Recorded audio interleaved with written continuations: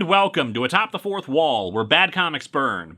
You know what the real problem with doing only one issue a year on a series is? It's that I have to go back and watch the previous episode or episodes to remind myself of what happened. And then I have to wonder, how could I have forgotten what happens in Batman Odyssey? This is the comic where Bruce was telling an unseen figure about the time he told a story to Robin about one of his early cases involving a bomb on a train, needing to pull out a bunch of guns to threaten the passengers to get to another car, then when he was done with that story, taking Robin to some sort of crime being committed by people trying to steal, or rather blow up, some hydrogen fuel cell cars, making sure to take time to lecture the thieves about why shooting hydrogen fuel cells won't just blow them up. And then he got shot a bunch of times, but it's okay. He was just pretending to be turned into Swiss cheese to scare the villains when he got back up again. Though the process of flailing like a video game character with ragdoll physics, or jacking as he calls it, is not enough as the crooks try to shoot him in the face. Oh, but lest you think that after the train incident we were done with inceptioning flashbacks, this flashback to the pier is actually a story he's telling Alfred after the fact, where Alfred pointed out how chatty he's been as of late. He's not wrong. If this Batman proclaims that he's the Knight, he'll follow it up with an elaborate explanation for how the sky works to anyone within earshot. Anyway, in the last issue, he survived getting shot in the face thanks to a transparent seal over his mouth that protected him from the bullets, then managing to frighten the rest of the goons as he took them down. He made sure to make it clear that the reason why he was such a skilled crime fighter is because he watches old Kurosawa movies slowed down to study Toshiro Mifune's movements. And to be fair, Kurosawa and Mifune are awesome, but weird flex, Bruce. The plot is shaping up to be a bizarre mystery. The heist on the pier not seeming to point at any particular thing that they were trying to steal, or if they were, then they were going to a lot of trouble for not a big return on it. And the Riddler's rhyme to try to distract from that not helping by Batman insisting that water rhymes with order. At best, it's a slant rhyme, but it's a really rough one if that's what they were going for. Also, Talia al Ghul has shown up because of some dinosaur models that were at the pier that may have been the target, and she's talking to Bruce as if he was 6 years old, even though she's still trying to make out with him. So let's dig into Batman Odyssey number 4 and continue to witness how this series is still weirder than Batman meeting Elmer Fudd last time.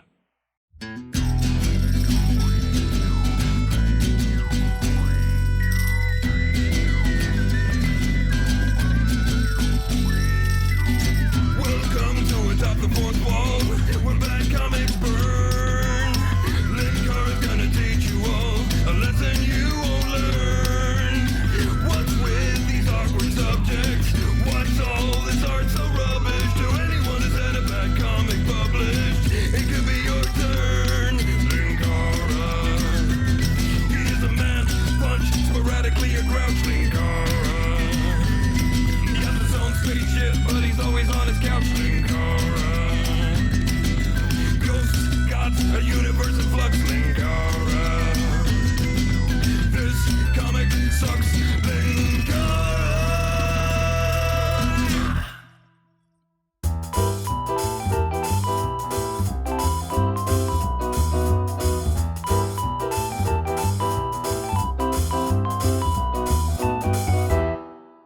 Okay, since I'm reading from the trade, I wouldn't normally comment on this issue's cover, but apparently Neil Adams decided issue 4 needed some good old-fashioned nightmare fuel.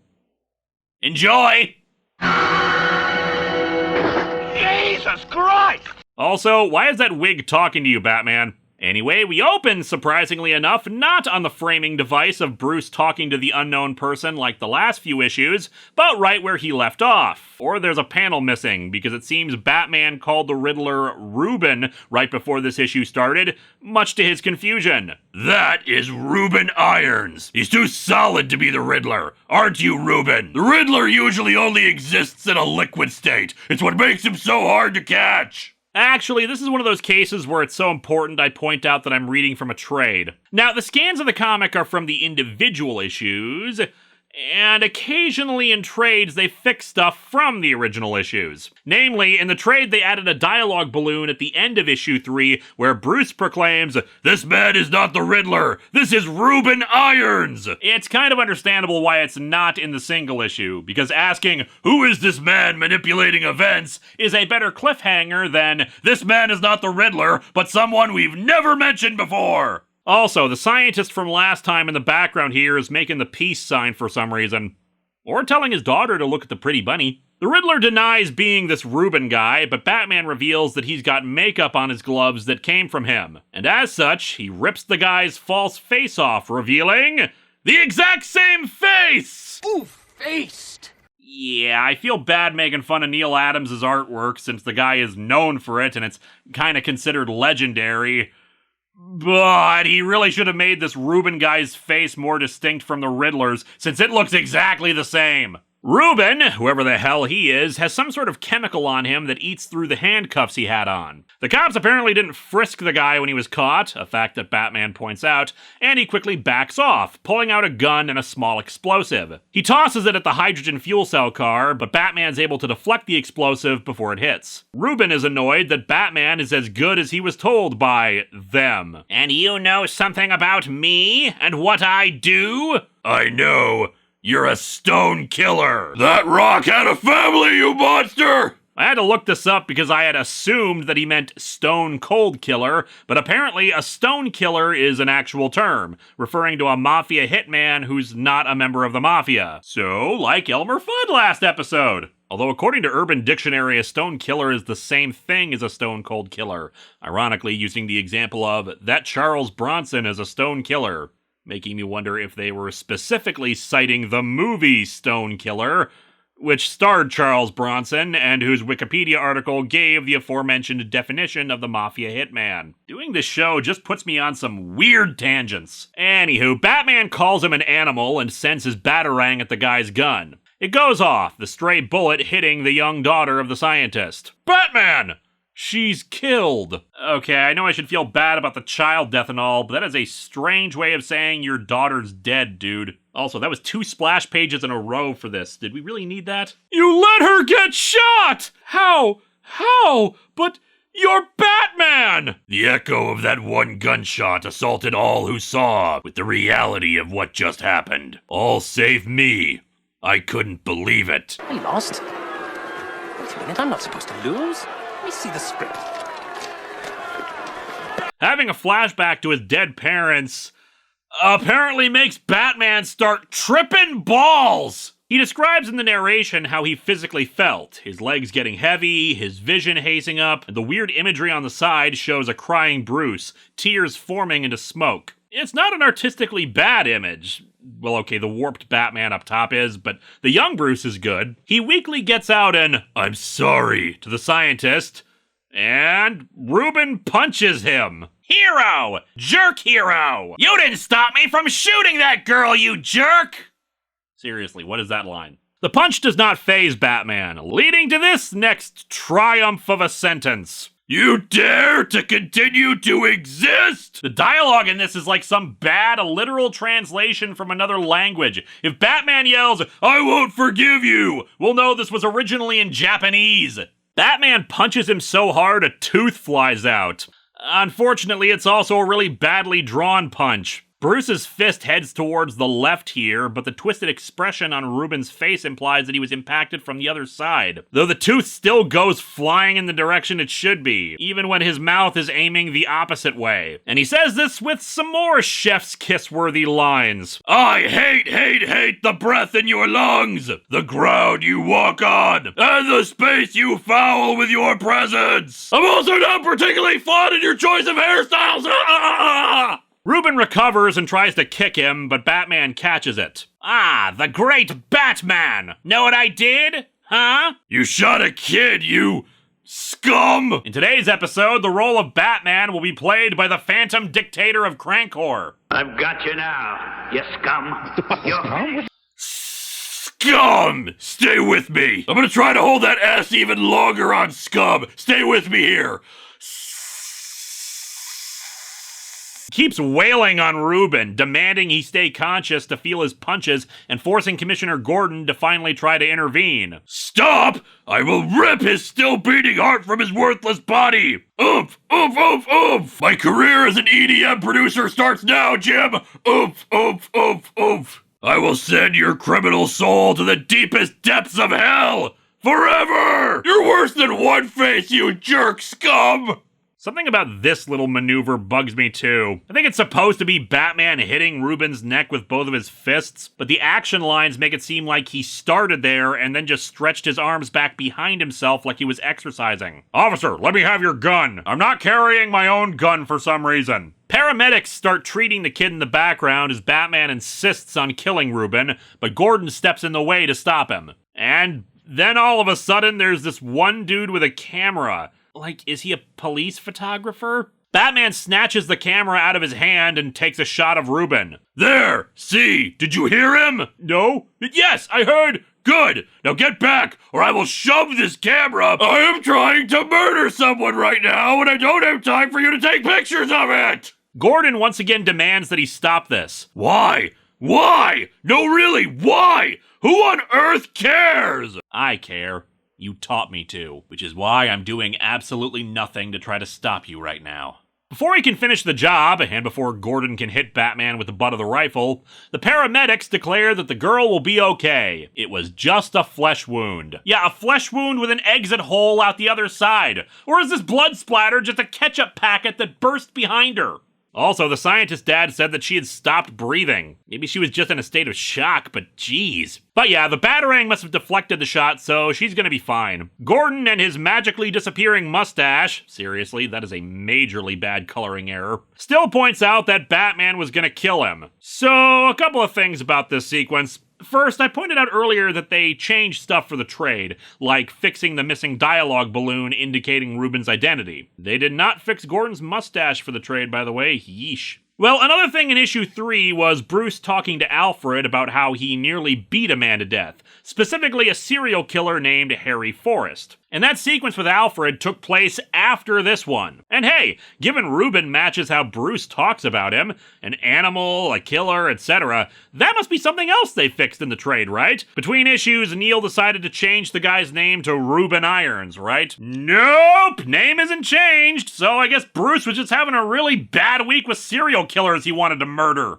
Secondly, a little revelation I had after this scene. This comic is like some weird, bizarro version of Hush. There's some mystery villain manipulating events, we're checking in on a bunch of Batman's rogues gallery, the Riddler being involved or not is kind of a fake out, Batman just tried to murder a killer in anger, we're getting flashbacks to retconned parts of Bruce's past, we've got a shot of young Bruce after his parents were killed, it's just instead of the writing being so well executed that you can overlook a lot of the flaws, the writing is so god-awful and bizarre that you notice all of the flaws! Now, obviously, this is not some deliberate attempt to do Hush over again or something. It's just Hush was on the mind the instant we did this Batman almost murders a villain after he kills someone thing, and hell, we even have Commissioner Gordon stepping in to try to stop him. It's a really weird set of coincidences is all I'm saying. Batman walks off, trying to suggest to Jim that he wasn't going to kill him, but his narration admits that he's not so sure about that himself. Commissioner, can I cop a lift from you? I guess Batman just kind of forgot that I was here during this whole thing. And to be fair, I wasn't being particularly helpful. Batman instead goes to talk to Talia, who admits that she knows who's responsible for this whole situation, though she doesn't want to just come out and tell him, because like everyone else in this book, she's being weird. We cut to Alfred and Bruce talking, with Alfred having finally finished patching him up, to the point where there aren't even any bandages. Or is this supposed to be a different night altogether? I can't tell anymore with all the frickin' flashbacks. The bleeding has stopped. Matter of opinion. Master Bruce, do you know what this is? I have a suspicion. I don't know why you're making the sex gesture, but feel free to explain it to me. It's the smallest violin in the world. And it's playing a sad tune. Just for you. How could this happen to me? me! So here's another moment where the comic suddenly decides to be weird. Robin suspects that this whole situation was specifically about Batman and not the hydrogen car, and Deadman is suddenly around. Yeah, I haven't talked about Deadman a lot, so long story short, he's a ghost, a superhero who possesses people, and he's screaming at Bruce to warn Robin to tell him about some oncoming threat. No one can see or hear Deadman unless he's possessing someone, which makes it all the weirder that he's not just possessing Alfred to tell Bruce all this, instead of acting as an annoyed spectator. A spectator, if you will. The bizarre framing of this story rears its ugly head again as Bruce reveals that Alfred has been keeping a secret from him his whole life. Alfred admits to it, that he was sworn to secrecy about it from Bruce's father. Master Bruce, your father didn't hate rock and roll. That's not true! That's impossible! Now, what I mean by the framing is that the way the dialogue plays out presents it as if we are supposed to know what the hell Bruce is talking about, and it's a big dramatic moment, but we don't learn what he's referring to until we slide back into the flashback where Bruce was talking to Talia. And indeed, Talia admits that she broke into Bruce's house while this was all happening to steal a photo album. Inside of it, she shows him a picture taken at a birthday party, one that reveals that she and Bruce knew each other as children. There's a second photo that she shows Bruce, something even more shocking, but the audience doesn't get to see what it is. You know what this means? Has to mean I ate too much ice cream and threw up all over you! Why would we keep that photo? And then, all of a sudden, Man-Bat shows up. Hand me that folio! Give me that folio, you fool! Folio? It's like someone took the Super Dictionary and tried to make a comic out of the weird vignettes in it. Watch as Man-Bat's next sentence is defining what a folio is, then Lex Luthor's gonna come running in having stolen 40 cakes. And that's terrible. Talia knows this guy, saying she's told Batman nothing. Ha! You pitiable used eunuch! Okay, I was gonna point out yet another out-of-nowhere bit of dialogue with that, but honestly, I'm kind of impressed with how good of an insult that is. Kudos. This Man-Bat says that he is not Kirk Langstrom. And then this guy in blue and purple shows up. Turn for your death, foul boil on the rump of your diseased ruler! I have no idea what's going on, but their insult game is scoring left and right. Huh? Who are you? Your death, Jelly Roll. And never mind, insult game back to zero. Blue and purple guy also has a bat logo on his chest as he punches the Man-Bat right in the chud. Again, shades of Hush. Talia snatches the book from the Man-Bat's arms, revealing that he's actually Ubu, the longtime servant and bodyguard of Ra's al Ghul. Next to show up is a little kid dressed like Robin, though their shirt has a big P on it instead of an R. They say that Bruce is the Chosen, and then a manta ray flies out of the ocean and stabs Ubu in the chest! What's happening? Ubu falls into the ocean, and Batman demands to know who is responsible for that, and thus Aquaman suddenly walks in. I'm sorry, but the end of this comic has just evolved into, and then this happened, and then this happened. There is no context or explanation for why this is suddenly all occurring at once. Aquaman says Ubu was a monster bent on murder, and he was justified in killing him, much to Batman's outrage. Aquaman knows what happened to the kid on the pier, thinking that Batman doesn't have the stomach for killing his enemies. Batman realizes that Robin called the Justice League, probably out of concern for him. Well, if he's this close to the edge, better send Aquaman down there to show him how good killing is. Make sure he's okay with it. And so our comic ends with Batman diving into the water to rescue Ubu. Really feels like Batman is just trying to get away from the madness. This comic sucks! I think, because I don't really know what the hell is going on. I think with this issue, we have hit the peak of nonsensical writing in this series. I mostly understood the plot up until issue 3. Random tangents with Batman explaining how hydrogen fuel cells work, and 2 different flashbacks that seemingly had nothing to do with each other notwithstanding. But here is where the plot has officially gone off the rails. Guys dressed up like the Riddler for some reason, Ubu becoming Man-Bat, revelations about Talia and Bruce knowing each other since childhood, random other Batman and Robin, Deadman is just here now, Compound that with some truly weird-ass dialogue for everybody, and a bunch of really unintentionally frightening faces on the characters, and I am just left scratching my head. And this is only the 1/3 mark of this Odyssey. Next time, back to Patreon-sponsored reviews with a look at the first volume of a Dresden Files adaptation. I know nothing about Dresden Files, but I already know that it will make more sense than this comic.